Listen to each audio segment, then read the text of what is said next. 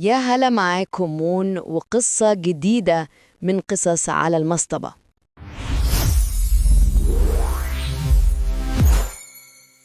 الحكاية بدأت بمكالمة من صاحبتي كانت منهارة وبتعيط بحرقة وبتقولي الحقيني أنا في مصيبة.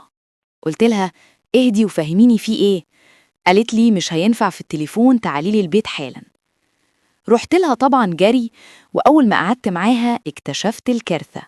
قالت لي إن في واحد كانت تعرفه زمان قبل ما تتجوز رجع يكلمها تاني، دخل عليها بكلمتين وحشتيني وعايزة أشوفك والشغل ده. ولما صدته كشر عن أنيابه وقال لها أنا معايا صور ليكي من زمان، ولو منزلتيش قابلتيني هبعتها لجوزك. صاحبتي للأسف ما كانتش قايلة لجوزها أي حاجة عن ماضيها، هو كان فاكر إنها اتخطبت مرة وخلاص.